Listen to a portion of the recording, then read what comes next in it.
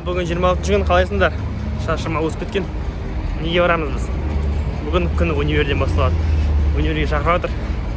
Сабаққа барып келейік. Кеттік. And I'll get what I want to. Oh, 'cause it's my life. And I'll get how if I want to. Андай универдің бір жақсы жері бар да. Ойлайсың ма, универ маған мешіт етатыр оқуыма, жұмысыма деп. Мешіт етатыр ойлайсың ғой. А егер сен полный бос болсаң, зор жаман бар ғой неге. Сен андай, допустим, сағат 1-де сенде сабақ бар екенін білсең, универде басқа сабақ бар екенін білсең, сен стараться етесің, ананы жауапты істеп, сағат шаруаларың болса, сағат 1-ге дейін істеп тастауға. Потому что білесің ғой, сен бірден никак баса қоя алмайтын нәрсең бар, жоқ та ондай. Сосын сен сол сағат 1-ге дейін істеп тастайсың да ол нәрсені. А егер полный бос болсаң, сен потом кешке уақыт бар, обед бар, шамалы тамақ жевайын, обед жевайын кете береді да. Ал сен когда сенің күшің жетпейтін бір нәрсе болса, сен ана өзің берілген уақытты андай кәдімгідей экономдайсың. Бір шаруа бар ма, сен оны істеп тастайсың сабаққа дейін или сабақтан кейін. И сондай бір өзінің магиясы бар. Всегда жаман емес, что саған универ не бар, анау бар, мынау бар. Кейде ол саған көмектеседі. А сен былай да жасауға болады, просто оған шамалы мықтырақ дисциплина керек та ол үшін. Давайте көрейік универде не болады, еще немен вакцина деді бірден, еще көреміз не болады. Давайте. Негізі шынымен жақсы, шамалы ойың ауытқи, шамалы мелкий проблемаға көңіл аударасың, сондай болады да.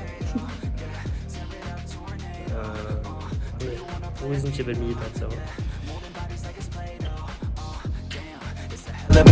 Watch your hips move around as the melody sings. Like a kid crushing now as I see him they swing. I just wanna pull her in like a fish on a string. It's my life, so I'll do what I want to.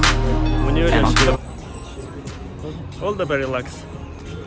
Қарап жастар өмірде енді ұстап жатырлар барлығы. Главное, мен ютубта видеоларын көрсе, жақсы болады оларға. Давайте, бүгін шашалып қайтайын бар. Прогулкаға шықтым. Тренировка, прогулка. Наушник кидім. Кітап бітіреміз қазір.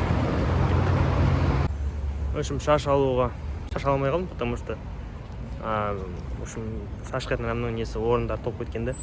Там ертең келіп алам, ертең қаям. В общем, әңгіме одан емес. Бүгінгі күннің қорытындысы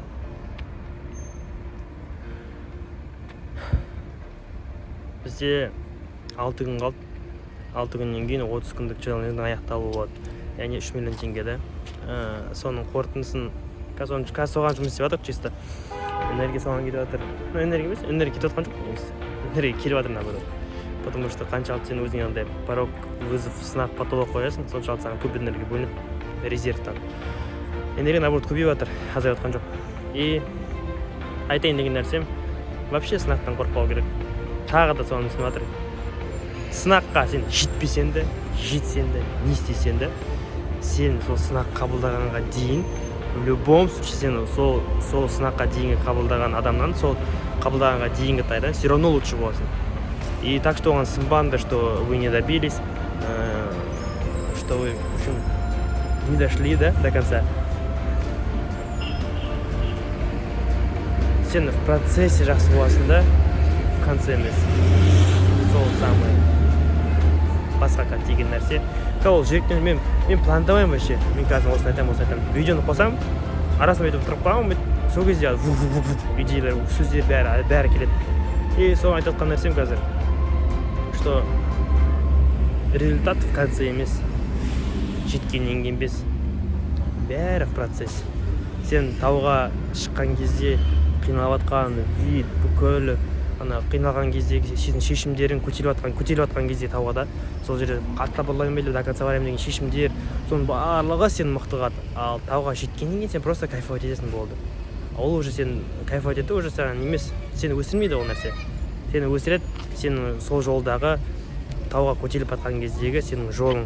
Сол үшін челлендж қабылдадым, но до конца жетпедім деп сынбаңдар. Сендер в любом случае оған дейінгі адамнан, қазіргі вызов қабылдаған адамнан жақсысыңдар. В любом случае, қалай, как ни крути, сен шешім қабылдадың, это уже қандай шаг. Көп адам қабылдаған жоқ.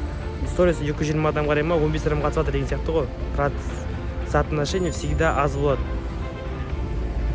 Сол үшін өздеріңді қатты сабаламаңдар. Сендер сияқты вообще ондай адам жоқ қой. Шынымен дәл сен сияқты проблемамен, именно совокупность проблем, да, кезіндегі семейный жағдай, соның барлық ішінде проблема расставание, уж барлығын қосқан кезде сенде адам жоқ. Сенде адам жоқ деген кезде сен идеальный емессің.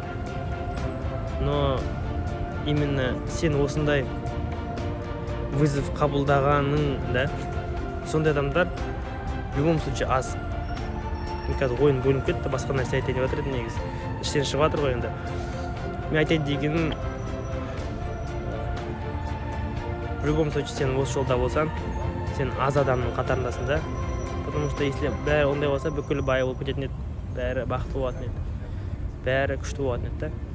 Ал қиын жолды ешкім таңдағысы келмейді. Сол үшін, но біз бәріміз обычный адамбыз. Да, қандай келмейді да. Но негізі саған көп энергия беретін, если сен өзіңді обычный сенсең, мен простой адаммын, осындай бір студентпін, болды. Просто хочу осылай болды. А если былай ойласаң, я был избран судьбой деп сөйтіп ойлайтын болсаң, өзің мен как будто ерекше сияқтымын, бәрі маған кафе берсең, бәрі маған қарайтын сияқты деп өзіңді бір андай идеальный қойсаң, андай если бастаған сен болмай қалсақ, сенде қатты разочарование болады. Ең күшті энергия беретін ол сенің простой деп ойлау, просто осылай мен жасағым келеді деген сияқты. Сол үшін главное челлендждан қадалып жатқандар бар, қадалмай жатқандар бар, баратқандар бар. Сендер в любом случае вызов қабылдағанға дейінгі адамнан қазір лучшысыңдар. Сол үшін челленджді қайта бастаңдар, жасай беріңдер, пока не достигнете. Давайте 26-ші күн. Давай.